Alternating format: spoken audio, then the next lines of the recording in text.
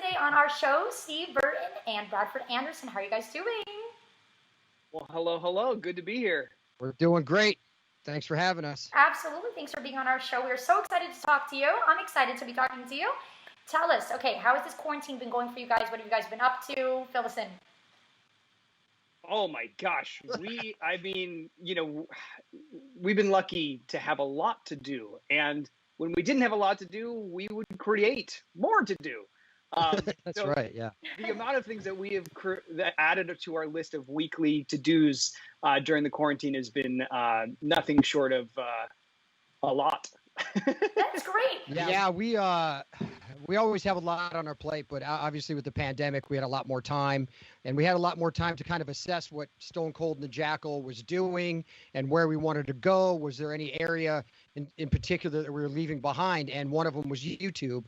So we decided to create a YouTube channel and create a few shows for YouTube, 7 questions with kind of, daytime stars, and we're just having fun.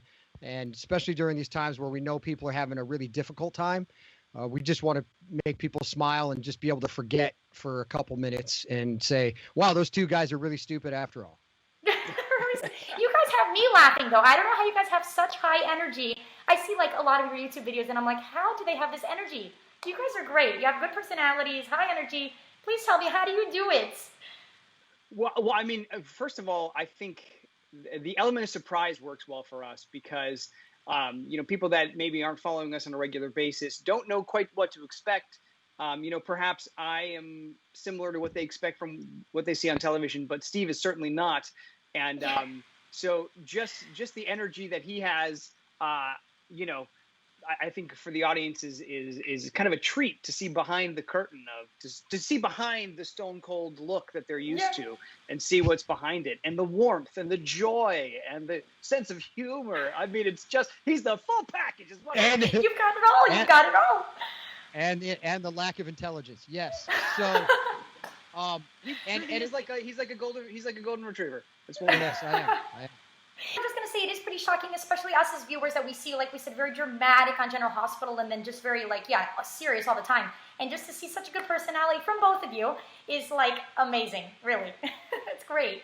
We found that we really have a good time together. And as you can tell, we can talk about anything for as long as people will let us.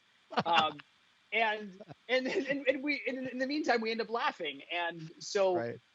These YouTube shows that we've created, 7 questions, which basically is, we thought maybe it would be a rapid fire question thing, and then we realized that the better than more fun questions that we had, the more fun the whole thing was. So we started to pay a little more attention to the questions, and rather than just kind of like doing generic rapid fire questions.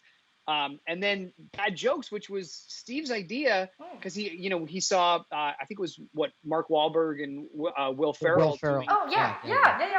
Doing dad jokes, and he's like, I think we could let's try that. And we, at first we were like, maybe let's try not to laugh. It would be fun. But that was short-sighted because we just laugh all the time anyway. So, so it just ended up being things that we were enjoying doing. We love making these shows, and the other one is Phone a Fan. We love calling viewers of General Hospital and surprising them and hopefully making their day a little bit. And it's, we do things that we find fun, and maybe that's why people enjoy watching it, because if we're having fun, hopefully they are. Yeah. Yeah, absolutely. And then tell us, how did you guys come up with the name and the whole concept? How did you guys become a duo? How did this whole thing happen? Well, we became a duo by kind of default. When they introduced his character on General Hospital, his code name was the Jackal because he was a cyber thief or whatever the heck you do. I don't even know what you do on the show. Cyber thief. Yes. Go ahead. I don't watch the show, so I don't know what the hell you do. Really? And so he gave me the nickname Stone Cold. Okay. So we became, when I came back this time around to General Hospital, Stone Cold and the Jackal, I was like, hey, man, because I love going out. We love doing appearances. I've been doing appearances and meeting fans for 20 years. And I said, hey, will you come with me? And let's just kind of put together a little show. And we didn't know what we were doing. And usually that's how we do everything. We don't know what we're doing. We just try it. And then we kind of figure it out on the way. And that's what happened with the comedy show that we do now, that we've been doing for 2 years. Is we went on the road and we're like, well, that didn't work. Well, this worked. Let's try this. So we were able to kind of refine this 90-minute show into, well, last year was a great 90-minute show. This year we got cut off a little bit, but so it ended up being Stone Cold and the Jackal. So we started just calling it that, and everybody knows us as Stone Cold and the Jackal. So it's kind of fits. Yeah. It does. It does. Yeah. Well, if we're not excited to be there, why should we think anybody else would be? That's true. You know, and maybe it's because we are actors. I did so much stage work before General Hospital. Steve knows how to work a crowd. Like as he said, he's been doing appearances in our comedy show now. So we try to approach everything with energy and excitement and joy, because that's what we hope our audience will get out of it. Yes. Do you guys have like a special guest that you guys had on there, like a favorite out of everyone that you've had on? Ooh, on our that's tough. Most of them are our friends, so to pick one of them above the others is kind of rude. Well, what I thought was cool, because we do a podcast also called That's Awesome, and we've done how many, Bradford? How many have we done? 128. Oh wow!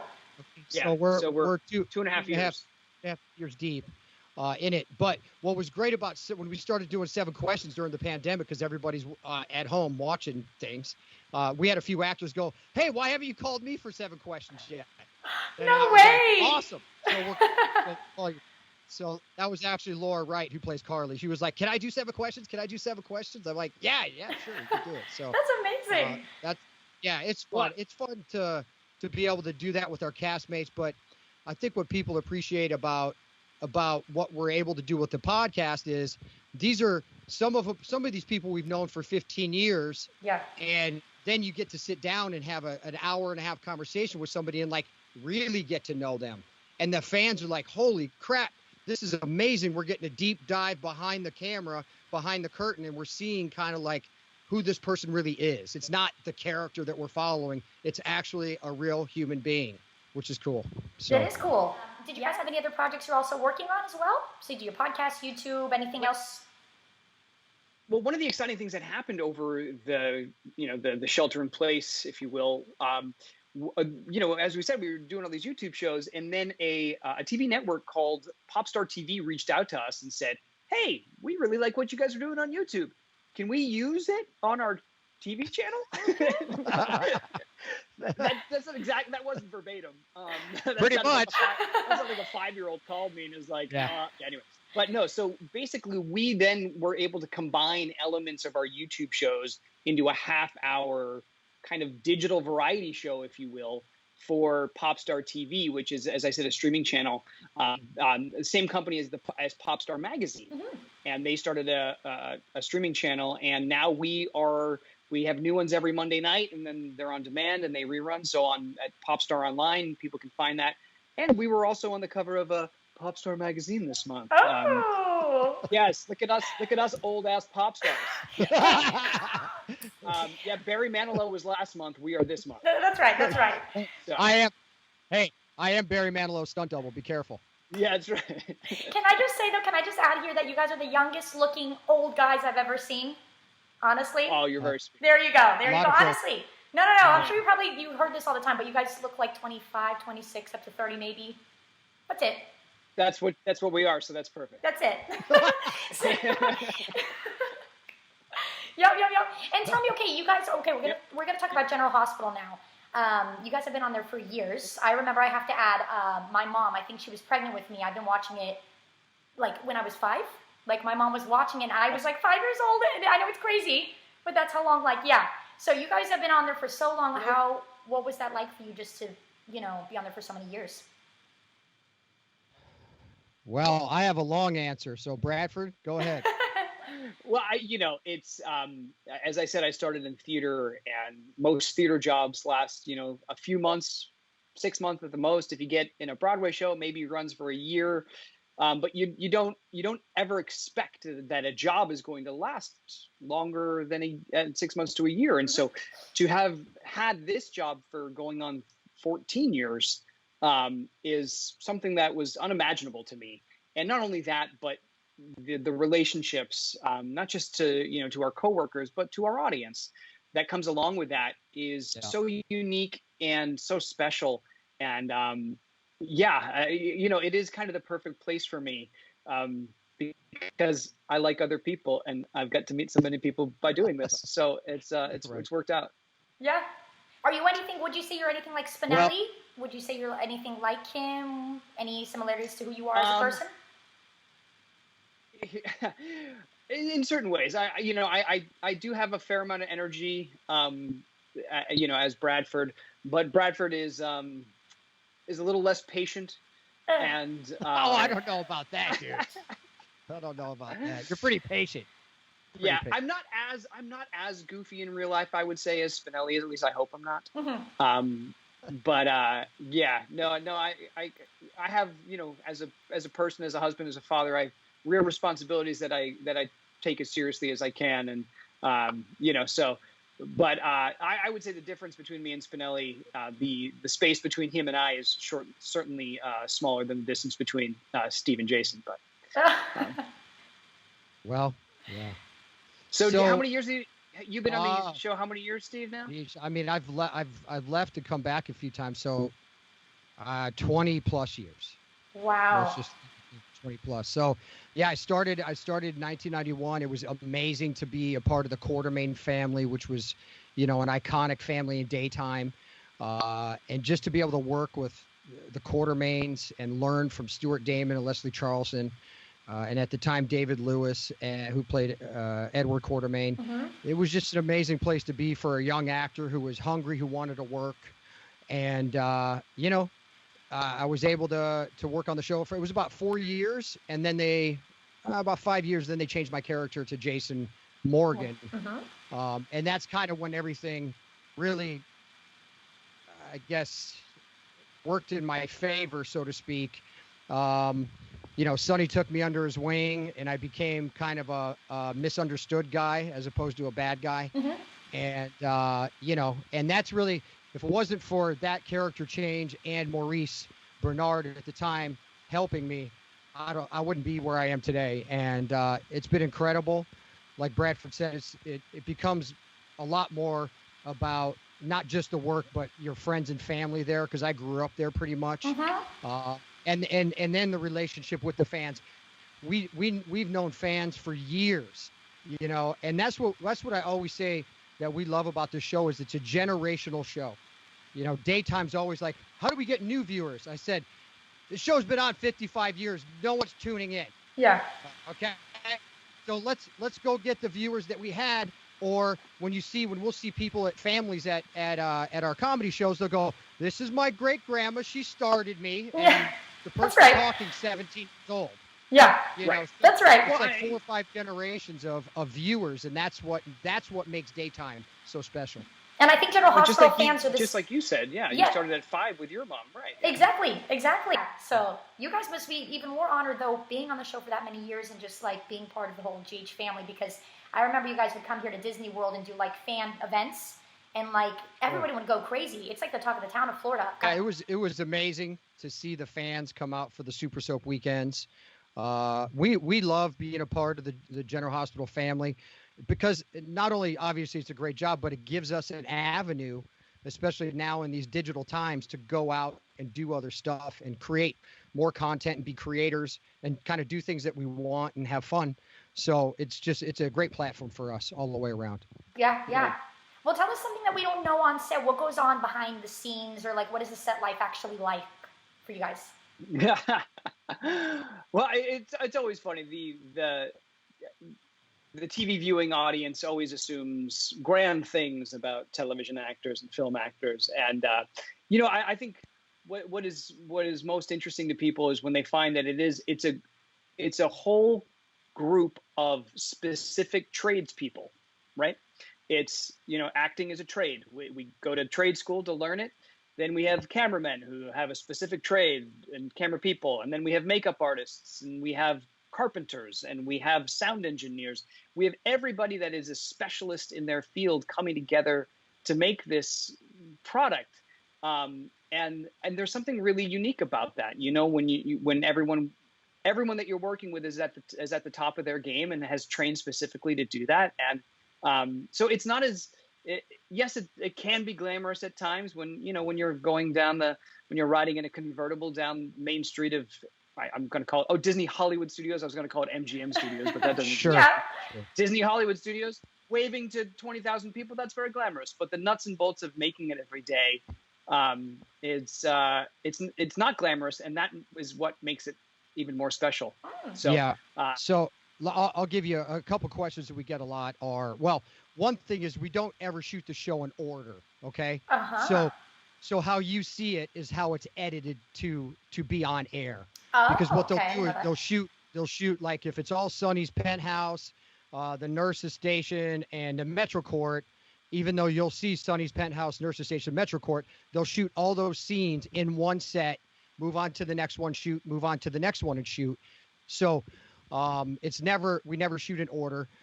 We don't hear the music that's playing because people ask, do you hear the music? No, we don't hear the music. Majority of the time, we don't know what's going on in anyone else's storyline. Oh, wow. Because when we get the script, we just get our stuff. We don't get the whole script. So there's times when I first came back to the show, someone said, hey, do you know so-and-so? I go, never heard of them. Wow. I don't know who it is. I haven't worked with them yet. And they're like, no way. I go, yeah, I don't know. Wow. So it's not, people obviously think that it's shot that way and we hear music, but it's not the There's case. no music. Thanks for answering that. Well, it's funny because, for people that are fans of certain couples, a lot of couples have, their song. So like when they're getting romantic or whatever, there's a song that plays and some of the audience really loves that song and connects it with the characters. And so they might assume that we as the actors also hold that song in high regard and have a familiarity with it. And there's been a couple times where someone's asked Steve about his song with one of the the ladies in Jason's life, and he had no concept of what this song was, and they took it really personally. Yeah, I'm sure. Really personally. Yeah. She got a little upset. And she goes, how can you not know the song? I go, I don't watch the show. I don't know the song. And she goes, you're going to listen to it right now. So I listened to it. Okay, but now you know it. So I'm sure, was she happy after that? Because now you know the song because she played it, so. She was a little drunk. Oh, okay. That explains it. So wait, you guys really don't watch, you don't watch the episodes? Well, as you may know, it's 5 episodes a week. Well, yeah, it's a lot. And you guys work a lot. For someone like Steve that is in most of those episodes, there is, when you're working all day on that set, when you go home to disconnect, you don't disconnect by watching the show. That's true. We're not in your shoes to know this fact, but it's true. Yeah, I would assume that. I do the same. Right. So, there are times, especially when I first started and I was curious about how my character was coming off, or there are times that if there's something that I shot that I'm like, that I'm just curious to see how it turned out, then yeah. But nowadays you can do that in YouTube clips. You can do that. Yeah, that's true. So the things that you are interested in normally get put in front of your face on social media, so you don't have to seek it out. You don't have to watch a whole hour show. So, and I know that seems weird, but we are in that world a lot of the time. And so we don't seek that world for our own entertainment. Yeah, that's true. Yeah. And how do you guys learn the lines so quickly? I always wanted to know that because how you guys have to learn them quick, and yeah, you have everyday episodes. How does that happen? I couldn't even remember how do you do it? Yeah, well, a lot of people have different methods, but the ultimate thing is that we have a very firm deadline to learn it. But doesn't that put you more under the pressure? Like kind of freak out, like, oh my gosh, I have a deadline. Like how? Well, it's interesting because tomorrow I have probably 30 pages. See how? Yeah. Okay, yeah. Explain to us how is that happening for you? And I haven't started looking at it yet. Oh my gosh! In about 2.5 hours, I'll start getting a little nervous if I can't start looking at it. Yeah. How long does it take you to learn it? Really? Like. I mean, everyone has their own technique, but I think pretty much it's the same for everyone. Where we just read over it and reread over it, keep reading over it, and then maybe you'll start working it a little bit. But you're constantly I guess another thing that people might not understand is. You're constantly working it or running it until you shoot it, and then it's done. Yeah. Right. So you're doing it by yourself, then hopefully you can get in a couple, you can run it with your at work a few times, and then you do a rehearsal for cameras, and then you tape it, and then it's done. Yeah. So there's no one who memorizes it, puts it down at 8 p.m. that night, and then gets to work the next morning and just opens the book and go, okay, I'm ready. It's always a work in progress. Yeah. Sure. Do you ever get confused with your character, like, because you're kind of like living your character out? Do you ever, like, I don't know, just feel like, okay, you become Jason, like you are Jason, you're not even, I know that sounds stupid, but it's like you're like living his character like 90% of the time, learning the lines, or as well, Bradford, like, yeah? Well, there's definitely times I wish I was Jason, for sure. Ah. There are times I wish I was Jason too.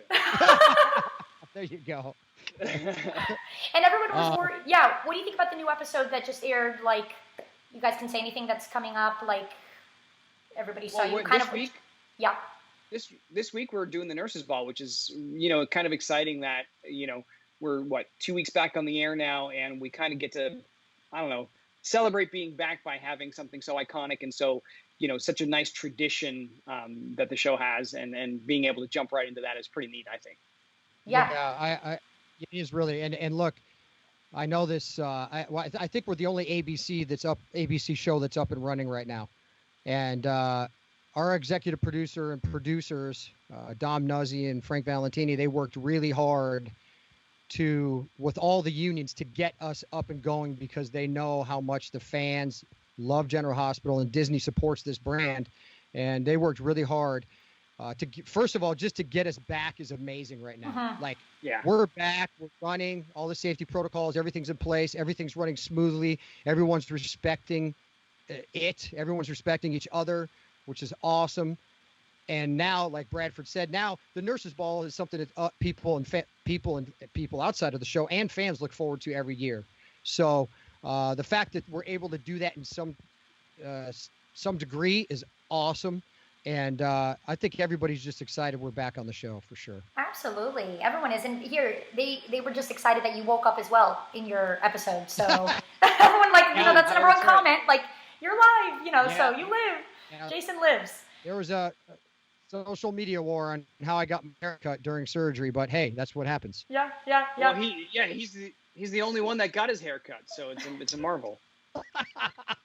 I know everyone had. We were supposed to be literally it was the same day. Yeah. 4 months later, we come back the same day, and people's hair's down to their shoulder. All the guys. I'm like, what happened? What happened? Crazy. And then I wanted to ask you just one last question. Tell me a little bit just also about your families. How do you incorporate your family time with filming and everything like that? Because you guys are very family guys. You guys have been married for 10, 20 years. So that's amazing. Yeah. No, I mean, we're very lucky to have incredibly supportive spouses and children, for that matter. We in a non-pandemic year, we travel a lot.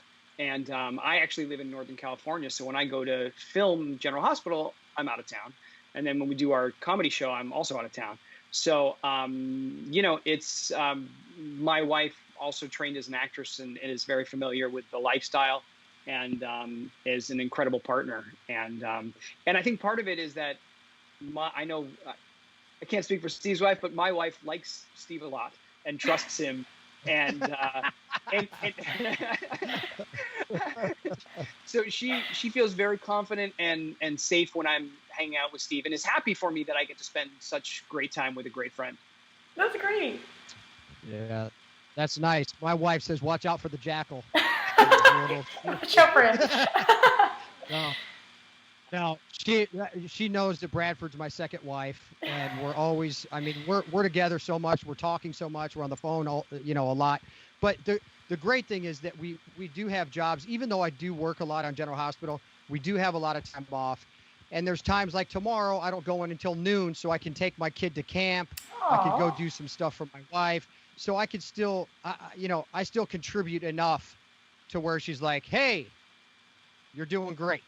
That's great. I'm glad to hear that. Because that is the cool thing about having untraditional jobs like we do. When I'm home in Northern California, I'm just at home. I'm dad and husband. So, and that's wonderful too. That's amazing. If you guys can just say great balance. Yeah, go ahead. I was going to say the last thing, and since Bradford and I talk a lot of time when we're talking, he's on his AirPods and he's doing the dishes. Oh. So what I said, I go, maybe I should start doing the dishes. And I did, and it's been awesome. No way. No way. And my wife thanks Bradford. So. Hey, I'll take it. I'll take the credit. If you guys could just add real quickly, where did you meet your wives? We love a good love story. Where did you guys meet your wives? Well, I met my wife. We both went to the same university. We both went to New York University, and she was a year younger than me. But we had a lot of mutual friends. And then some years after we graduated, one of those mutual friends got married, and I had toured with the groom, and she was one of his good friends from school. So she was in the wedding, and I attended, and we kind of just went from there. Wow. And Yeah. My wife was an intern at General Hospital through college. Oh. And I saw her and I was like, that's it. This is the one.